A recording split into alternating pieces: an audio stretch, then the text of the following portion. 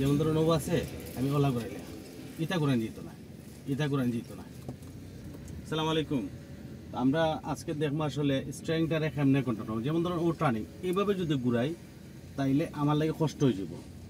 যেমন ধরুন ও ঘুরাইছি আমরা জেলা করি আর কি, স্টারিং ছাড়তে চাই না, এরপরে অনেক আছে এমনি ঘুরাই ও তো ও টার্নিংও জমে না ও ধরুন, এরপরে হাতও পেঁচ লাগে।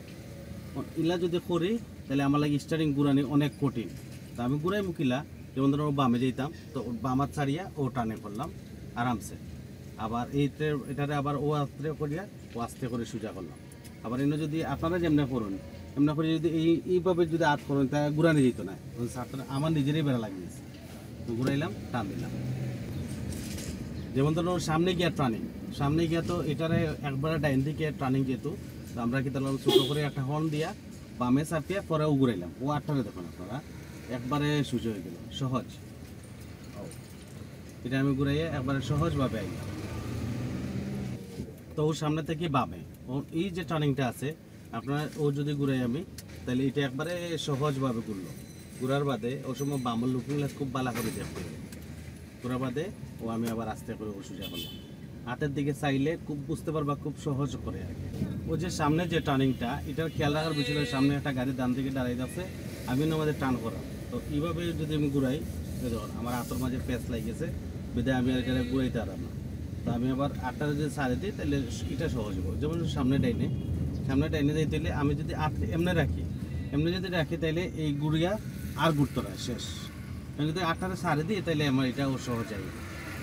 এটা খেয়াল রাখার বিষয় যে আমরা আটটারে যে সময় দড়ি রাখা অবস্থায় ইলা রাখা যেত না। এই যদি রাখি তাহলে ঘুরাইতে পারতাম না, যদি ও রাখি তাহলে সহজ হবে। এখান থেকে আরেকটা টার্নিং আমি প্রথমে সিগন্যাল দিলাম বামে দেওয়ার পরে এখন দেখুন প্রফেশনাল লুক কারে করে। এই দেখুন আমি যদি ঘুরাই বামারটা কেন আছে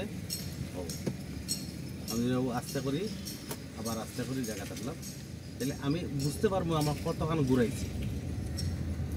আমরা সামনে যেয়ে ডাইনে যাইব, আগে ডাইনিংয়ের টিকিটও দিলাম বামে চাপলাম, চাপার পরে ওদের আমার হাত দেখুন বামার এই ঘুরাইলাম একবারে ইজি। এখন আবার এই করলাম আস্তে আস্তে এটা আস্তে আস্তে সোজা ব্যাস ইজি হয়ে গেল। পরে আমি অ্যাক্সিলারেটর দিলাম, এখন আমার গাড়ি চলে। এই সামনে গিয়ে বামে টার্নিং, সো এনার মাঝে একটা গাড়ি দাঁড়াইতে আছে মানে প্লেন গাড়ি, তো আমি একটা টার্নিং করি একটু বড় করিয়া লইয়া এরপরেও বামে ইজি হয়ে গেল। খালি কিন্তু ব্রেকে করা আমার আবার এই আস্তে করে সোজা করলো। এখন ওর সামনে যাইয়া আবার ডানে টান। তো আমি এই যে ডানে টার্নিং আছে আমার সিস্টেমটা লই যে বাম সাইডে সাদা দাগ বামে লইলাম, এরপর টার্নিংটা এমনভাবে লোয়া যেন ঘুরিয়ে আমার গাড়ি বাম দিকেই থাকে। অপোজিট সাইডে গাড়ি এলে কোনো সমস্যা না হয়। এটার আরেকটা হলে গিয়া ব্ল্যাঙ্ক পয়েন্ট হয় এগুলারে। যেমন ধরুন সামনের টার্নিংটা আমি অপোজিট সাইডে গিটার দেখলাম না, আবার বাম সাইডে বাঙ্গাও আছে। তো যদি বাঙ্গা থাকে কোনো জায়গা তাহলে অবশ্যই আমার গাড়ি আসতেই যাইতে হইব আর সোজা চলো। বাঙ্গা ওই যে বাঙ্গার উপরে দিয়ে গেল আপনারা বুঝতে পারার যে ক্যামেরা শেক করে তার মানে গাড়ি বাঙ্গার উপরে দিয়ে গেছে, এটা কিন্তু আহামরি প্রবলেম নাই। তো সিস্টেমটা হলে আমার গাড়ি আসতে চলতো। ও যে ডাইনের যে টার্নিংটা এটা এল টার্নিং।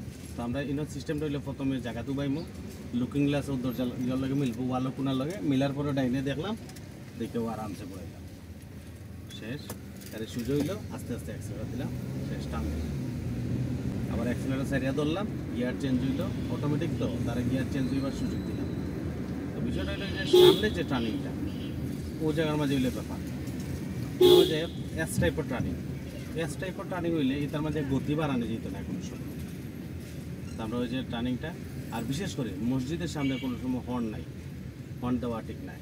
লইলাম বামে লইয়া আবার ওটাই এটা ডবল এস আর কি, ওই একটা এস হইলো ও আর একটা এস। এদিকে আমি বামে যাইমু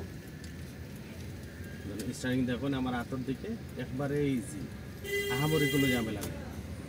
তো আমি সবচেয়ে ঝামেলা যেটা হয় আর কি ঝামেলার স্টারিং ঘুরানি আপনারা যে সমস্যাটা হয় ঝামেলা এখন দেখায় সবচেয়ে ঝামেলার স্টারিং ঘুরানি আপনারা যেটা চলে আমি ওটা দেখাইলাম। অন্য মাঝে দেখুন আপনার দিকে বামে যাব, তো ও দেখুন ওলা ঘুরান এটা একটা সমস্যা, ওই যে এটা একটা সমস্যা, এটা একটা প্রবলেম। তখন থেকে বামে যেতে ও ঘুরাইলাম।